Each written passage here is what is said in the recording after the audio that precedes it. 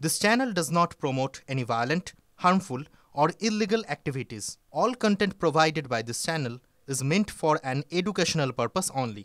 Top quality और consistent performance के लिए सिर्फ सिल्वर पंप नाम याद रखना। ভাটপাড়ায় একটার পর এক পুকুর চুরি, এক বছরে একটা দুটো নয় অন্তত ৩৫টা পুকুর চুরি হয়ে গেছে। অভিযোগ ভাটপাড়া ৩৪ এবং ৩৫ নম্বর ওয়ার্ডের মাত্র এক বছরে ৩৫টা পুকুর উধাও হয়ে গিয়েছে ভাটপাড়া ৩৪ এবং ৩৫ নম্বর ওয়ার্ডে, অথচ কেউ জানেন না। ভাটপাড়া পুরসভার এক্সিকিউটিভ অফিসার নাকি থানা থেকে বিএলআরও সবাইকে নোটিশ দিয়েছেন, তারপরেও কেউ জানেন না। আমাদের থেকেই নাকি তারা প্রথম শুনলেন। খোদ পৌরসভার ভাইস চেয়ারম্যান কথা বললেন, তার বক্তব্য শোনাবো।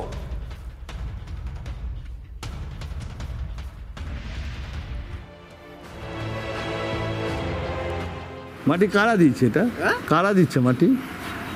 যাদের জমি হবে তারা দিয়েছে। কারা? কাদের জমি? এটা তো আমরা জানি না। মাটি কারা দিচ্ছে? এটা কারা দিচ্ছে মাটি? যাদের জমি হবে তারা দিয়েছে। কারা? কাদের জমি? এটা তো আমরা জানি না। আপনার কাছে দিয়ে ফার্স্ট শুনলাম, আমার কাছে এরকম করে কেউ অভিযোগ করেনি। আপনার কাছে দিয়ে শুনলাম, আমি এখনই যথাযথ স্থানে আমি অভিযোগ নথিভুক্ত করাবো এবং যাতে দ্রুত পদক্ষেপ নিই, সেই জন্য আমি কথা বলবো এখন। এগুলো আমি প্রথমত আমাদের যে সমস্ত রেকর্ড আছে অফিসে, সেগুলো আমি দেখি যে কী অ্যাকশন নেওয়া হয়েছিল, আদৌ কোনো অ্যাকশন নেওয়া হয়েছিল কিনা। যদি না নেওয়া থাকে, যেমন আইন অনুযায়ী যা ব্যবস্থা নেয় সেটা আমি। আমার সহকর্মী অনন্ত এই মুহূর্তে আমার সঙ্গে রয়েছেন সরাসরি। অনন্ত, এক বছরে 35টা, একটা দুটো নয় 35টা পুকুর ভরাট হয়ে যাচ্ছে, মানে চুরি আর কি সেই অর্থে বলতে গেলে।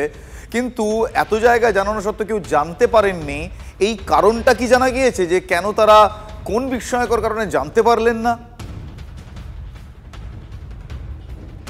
দেখো, যে চিঠি এক্সিকিউটিভ অফিসার করেছেন তাতে কিন্তু উপরেই লেখা আছে তিনি চেয়ারম্যানকে আগে জানিয়েছেন, ভাইস চেয়ারম্যানকে জানিয়েছেন, দুটো থানা ভাটপাড়া থানা এবং জগদ্দল থানাকে জানিয়েছেন, বিএলআরওকে জানিয়েছেন, অর্থাৎ সংশ্লিষ্ট যত দপ্তর আছে সব দপ্তরকে জানিয়েছেন। তাতেও যদি বলেন তারা জানেন না, তাহলে বিষয়টি তারা এড়াতে চেষ্টা করছেন। খোদ ভাইস চেয়ারম্যান তিনি বলছেন তাদের ব্যর্থতা, তারা এই পুকুর ভরাট আটকাতে পারেনি, এমনটাই আমাদের ক্যামেরায় বলেছেন যে তাদের ব্যর্থতা, যে তারা এই পুকুর ভরাট আটকাতে পারেননি। দেখো, এই পৌরসভার পুরপ্রধান একসময় অর্জুন সিংহ ছিলেন, প্রাক্তন সাংসদ। তিনি কি বলছেন একটু জেনে নিই, যে তার সময় কত পুকুর ভরাট হয়েছিল, কত পুকুর খরা হয়েছিল, আর এই যে 35টা পুকুর ভরাট হলো, এর আসল কারণটা কি? দাদা, আসল কারণ দেখুন, আসল কারণ হলো অ্যাডমিনিস্ট্রেশন পুরোটা ক্যালাপস করে গেছে। আপনি দেখুন, ডিস্ট্রিক্ট ম্যাজিস্ট্রেট, এসডিও, বিএলআরও এখানে 1.5 বছরের মধ্যে 3টে বিএলআরও চেঞ্জ হয়ে গেল। যারা এদের কথা শুনছে না, যারা এই ঘুঘুর বাসা বানিয়ে রেখে দিয়েছে, তারা এদেরকে থাকতে দিচ্ছে না। যারা ভালো লোক, ভদ্রলোক, যারা চাইছে, পুকুর ভরাটের নেক্সাস অনেক আগে থেকে ছিল। কিন্তু যারা আমরা খবর পেতাম, আপনি দেখবেন, খবর নেবেন, কি আমি নিজে এফআইআর করতাম। আমাদের পৌরসভা কোনো কাউন্সিলরকে এফআইআর করতে দিতাম না।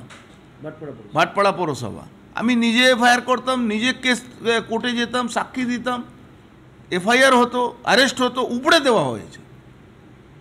কিন্তু আজকে দেখুন, 35টা আমার কাছে ডকুমেন্ট আছে একদম। এটা ডিএম, এসডিও, বিএলআরও, সরকার নবান্নকে চিঠি করছে। কি করলো? মমতা ব্যানার্জি এই দপ্তরে মন্ত্রী আছেন, ভূমি দপ্তরে মন্ত্রী মমতা ব্যানার্জি। আমি তো এখন পিআইএল করবো এই মামলাটাকে নিয়ে, পিআইএল করতে যাচ্ছি আমি। যেভাবে একটা লুটের সাম্রাজ্য কায়েম করা হয়েছে, যেখানে সরকারি অধিকারী যারা ভালো, দেখুন সবাই চোর হয় না, কিন্তু সরকারি অধিকারী যারা ভালো, এটা ভালো লোক আছে, তাই তো কমপ্লেনটা করেছে। কোন কোন জায়গায় বেশি পুকুর ভরাট হয়েছে? ভাটপাড়া পৌরসভা। ভাটপাড়া পৌরসভা থেকে বেশিরভাগ হয়েছে আপনার 19 নম্বর থেকে নিয়ে 35 নম্বর ওয়ার্ড অবধি।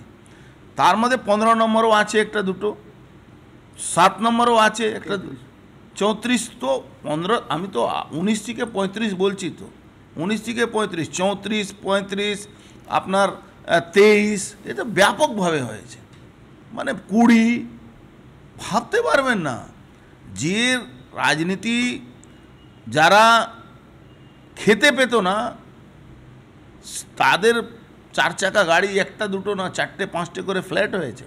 একদমই একটা একদমই councillor আছে এখানে অনন্ত অর্জুন সিং যে অভিযোগ করছেন তিনি এক কথায় বলছেন যে পুরো সিস্টেম কোলাপস করে গিয়েছে, কিন্তু এই পুকুর ভরাট ধামাচাপা দিতে, এই অভিযোগটা ধামাচাপা দিতে ভাটপাড়া পুরসভার 23 নম্বর ওয়ার্ডের কাউন্সিলর যার নাম সুকেশ বিশ্বাস তিনি আবার বলছেন যে পুকুর ভরাট হচ্ছে না, 2-4টে ডোবা নাকি ভরাট হয়েছে। সুকেশের মুখ থেকে শুনুন তিনি কি বলছেন। আগের যারা ছিল পূর্বপুরুষরা তারা ধান চাষ করতো, বিলে করতো, সেই ধান চাষে এখন লাভবান হচ্ছে না। তারা কী করলো, ধানের জমিটা মাটি কেটে পাটটা উঁচু করলো, উঁচু করার পর কী হয়ে গেল, ওটা ভেরি হয়ে গেল, 2 ফুট জল, মাছ চাষ করলো।